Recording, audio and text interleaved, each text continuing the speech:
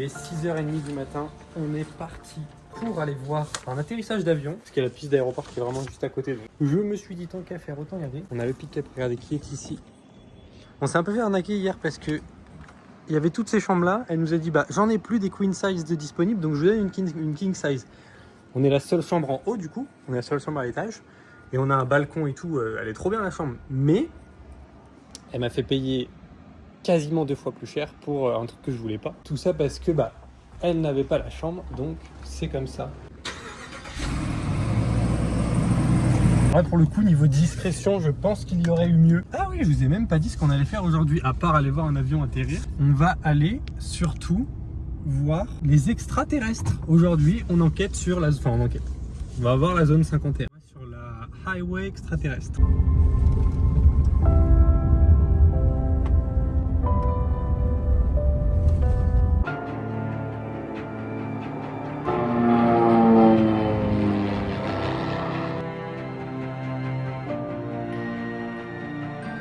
Les gars, c'est une blague, je suis bloqué. Je ne peux aller nulle part. Il y a un chemin qui mène là quand même. On est à 80 km/h là-dedans. Et ça tient plutôt bien.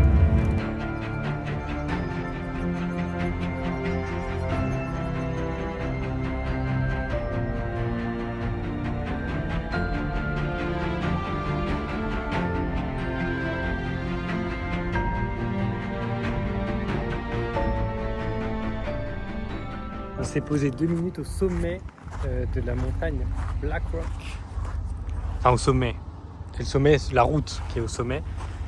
À 6257 pieds, donc à peu près à 2000 mètres d'altitude. On a un peu de route encore. Et après, cette autoroute dure 100 miles à peu près, donc 160 km. Et il y a des boutiques, il y a plein de trucs extraterrestres, vous verrez, j'adore, c'est génial. C'est les États-Unis en toute leur splendeur. Il fallait que je passe par là. On va faire un petit drift en partant et on y va. Il faut bien baptiser le sommet.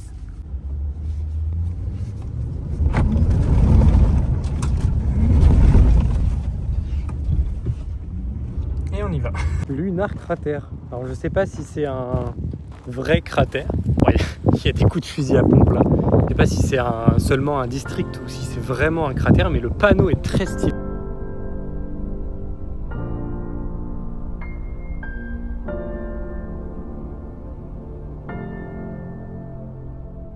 J'ai ma réponse, je sais pourquoi la montagne s'appelle Black Rock. Parce qu'en fait, là, vous voyez toute la roche noire qui est ici, c'est des coulées de lave. En fait, il devait y avoir des volcans dans la zone. Et du coup, il y a des coulées de lave. Donc là, vous avez des coulées de lave sur le côté. Il y avait un grand panneau qui expliquait sur le bord de la route les coulées de lave. Et je sais que cette zone géographique en particulier a été... C'est pour ça aussi qu'ils sont avec tout ce qui est extraterrestre, etc. Elle a été vachement frappée par beaucoup de météorites. Pour quelle raison, j'en sais rien. Une activité spatiale très très importante dans cette région. C'est aussi pour ça qu'ils ont installé la zone 51 là-bas, pour pouvoir mener des expériences sur justement des objets extraterrestres. À 9 miles, il y a un cratère... Non. Attendez, je vais regarder ce que c'est, je vais mettre sur le bord de la route. On va y aller. En gros là, sur 500 km dans tous les sens, c'est que du désert. Je pense qu'on s'en rend pas compte, mais c'est immense. C'est quasiment la taille de la France en désert. Avec quelques villes autour, évidemment, mais c'est énorme.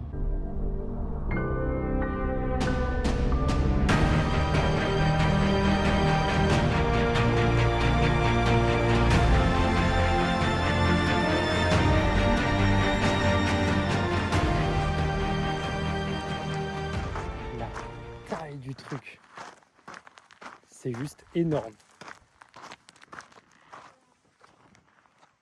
Je sais pas ce que c'était, si c'était un volcan ou quoi, mais c'est gigantesque. Et bien justement, il est temps de donner un peu de contexte. Le lunar cratère, même si son nom laisse penser à autre chose, il n'a pas été créé par une météorite ni par un ovni, mais il est bien d'origine volcanique. Il y a plusieurs milliers d'années, du magma est remonté des profondeurs de la Terre et a rencontré des eaux souterraines. Le contact entre la chaleur extrême du magma et l'eau a provoqué de violentes explosions de vapeur, projetant des roches et des cendres autour du point d'éruption. C'est ce phénomène qui a progressivement créé ce gigantesque cratère profond d'environ 130 mètres. Et ce cratère n'est pas isolé, il fait partie d'un immense champ volcanique qui compte des dizaines d'anciens volcans et de coulées de lave. Son paysage ressemble tellement à celui de la Lune que dans les années 1970, des astronautes du programme Apollo sont même venus ici s'entraîner à reconnaître les paysages lunaires et à collecter des échantillons de roches. Alors même perdu au milieu du désert du Nevada, on comprend assez vite pourquoi cet endroit porte le nom de Lunar Crater. On va repartir en faisant confiance au GPS parce qu'il nous donne un chemin à travers les chemins justement.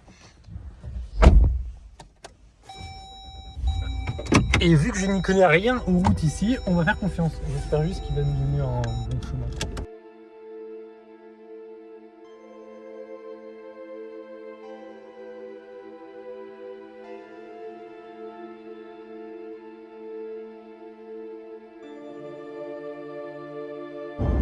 On est sur l'autoroute extraterrestre, les gars, ça y est. Bon, c'est pas une autoroute. On appelle ça highway parce qu'on peut rouler à 70, mais c'est pas vraiment une autoroute.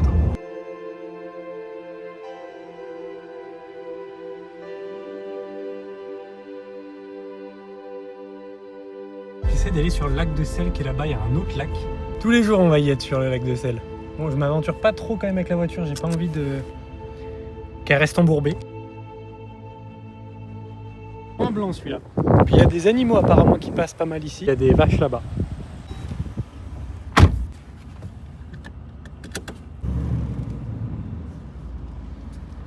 Moi ça a l'air d'aller. On va tester un petit truc.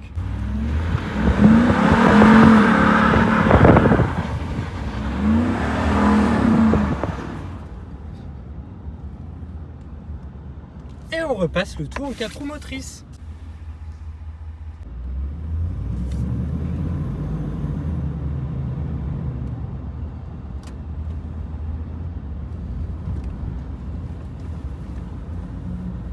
Ça bouge un poil, mais après tout, on a loué un pick-up. Est-ce que ce serait pas pour ça plutôt que juste passer dans les chemins et monter des montagnes? Et comment j'ai fait moi pour partir d'ici?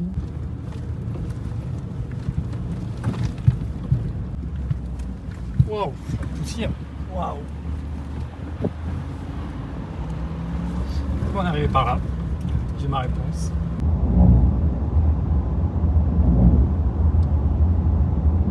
Je me fais un peu chier. Il me reste 2h30 de route avant Las Vegas. Et je pensais voir un peu plus de trucs sur la route extraterrestre. Au final, non. C'est pareil que toutes les autres routes. Désert, désert, désert.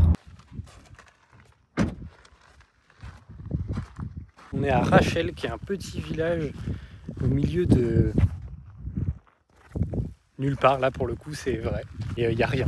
Il n'y a pas de station-service, il n'y a pas de magasin, il n'y a pas de McDonald's. Et ça, c'est rare pour les États-Unis. Il y a un seul magasin dans ce petit village qui est basé sur les extraterrestres. En même temps, il y a de quoi.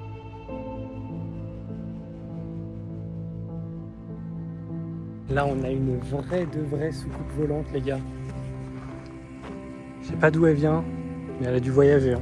C'est moi, il y a un billet de 100. Ah, c'est un faux, sinon je l'aurais pris. Je l'aurais tellement pris. Avec Martin, le dépanneur ici.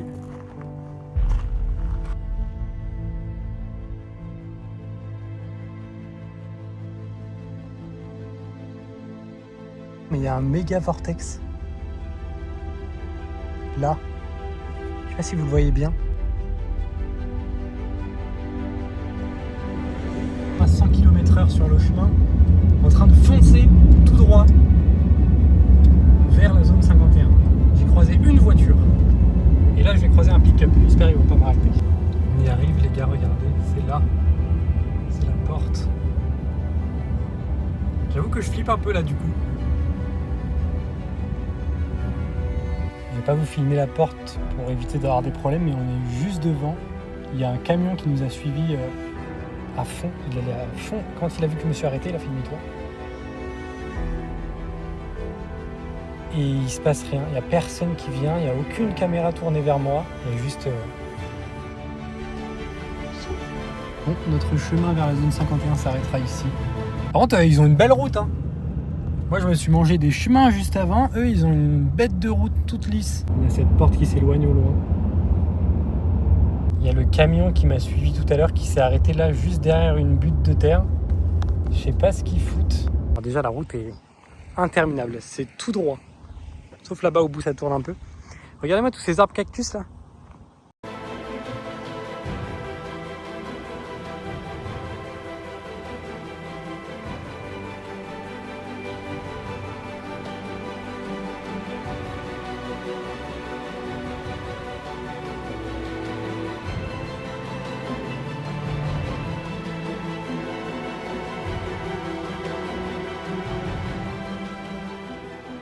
On vient de passer à côté de la dernière station avant Las Vegas. C'est la dernière ville, toute petite ville d'ailleurs. Prochaine station 73 miles quand on arrive à Las Vegas quasiment. Le plein est là.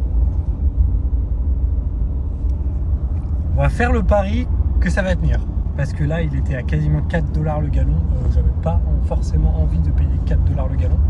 Donc, prochaine station dans 70 miles, on verra bien. Regardez comment on est. On n'est pas encore à Las Vegas du coup, hein. On est un peu avant. Mais je me suis arrêté parce que là c'était critique.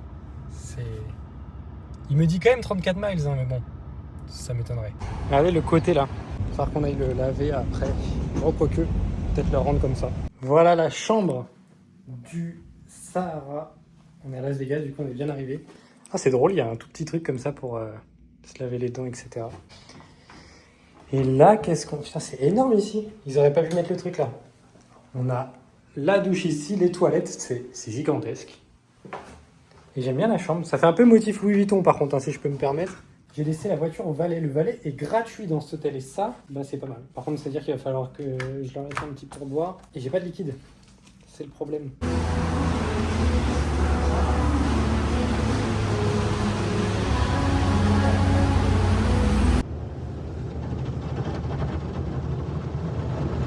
Ça fait flipper de malade.